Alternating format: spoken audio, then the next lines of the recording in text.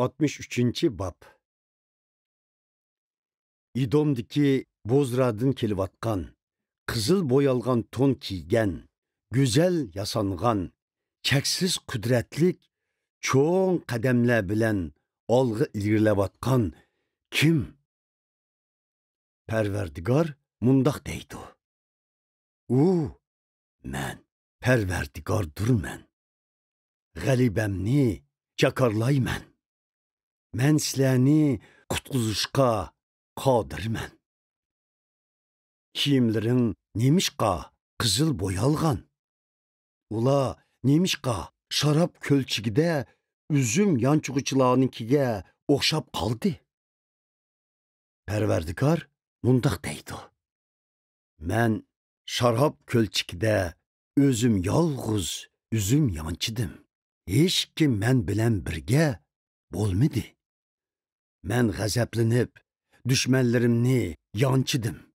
Qahrin teshib, raqiblarimni chaylidim. Ularning qonlari kiyim-kechaklarimga chachrab, kiyimlarimning hamma yerini bulg'idi. Chunki qisos oladigan kun qalbimda edi. İntiqom oladigan vaqt yetib kelgan edi. Qarasam, hech kim ularga yordam qilmadi. Bakla hayron bo'ldim. Chunki hech kim ularni yo'limidi. Shunga o'z bilikim bilan ularni qutqizdim. Qahrim menga madad bo'ldi.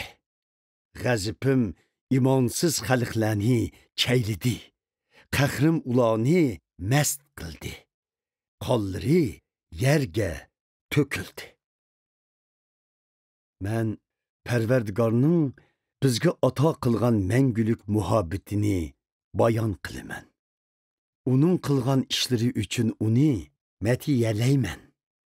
Chunki u biz uchun ajoyib zo'r ishlarni qilgan.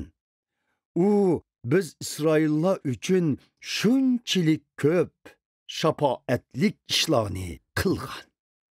Parvardigor o'z shafoati va mangulik muhabbati bilan bu ishlarni qilgan. Parvardigor mundaq degan. Faqat ularla mening xalqim. Mendin yuz o'rmaydigan farzandlarimdir. Shunga Parvardigor ularning qutquzg'uchisi bo'ldi.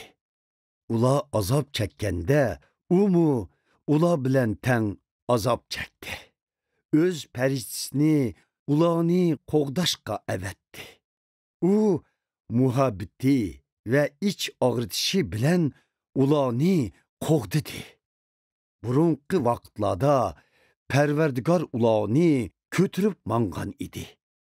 Lekin ular osiylik qilib, uning muqaddas ruhini azobladi. Shunga u ularning dushmaniga aylanib, ularga o'zi zarbi berdi. Shu chaqdala uning xalqi Musoning hayot vaqtlarini aslariga elishdi. Xalqni Musoning yetakchiligida dengizdan o'tkazgan Parvardigor qani? Muqaddas ruhni ularning orasiga avatgan Parvardigor qani? Qudratli qo'l Musoning o'ng yenida harakat qiladi. U xalqning oldidagi dengiz suyini ikkiga ayirib, o'zining mangulik nomini qoldirgan edi.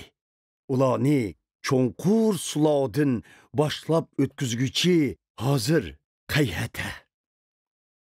U chaqda ular xuddi tuzlanglikda chapqan otlardek hech putlashmagan edi. Qolalar tinch jilg'ida o'tlagandek, Parvardigorning ruhi o'z xalqiga oromlik bergan edi. Parvardigor xalqini boshlab o'zining nomiga shon sharaf keltirgan edi. Ey Parvardigor, arshdan bizga nazar sol. Muqaddas, şərəblik makanından nəzər sal. Senin qızğınlığın, həmmigi qadırlığın nəyi kətdi. Senin bizge iç ağırtışın və şapayıtın toxtab qaldıq.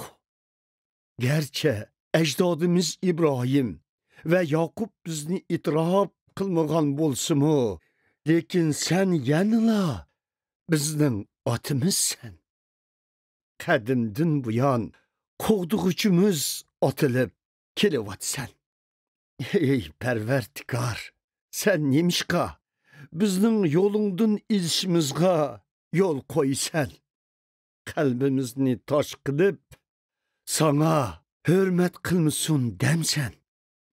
Ötüney, xizmətkarların üçün, özünge mensup bolğan xalqın üçün yenimizga qaytıb gəlgəysən.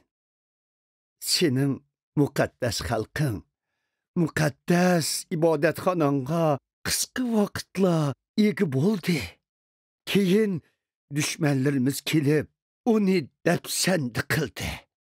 Biz xuddi sen hiç qaçan başqırmağan xalqqa, senin namın bilen atalmağan xalqqa aylanıb qaldıq.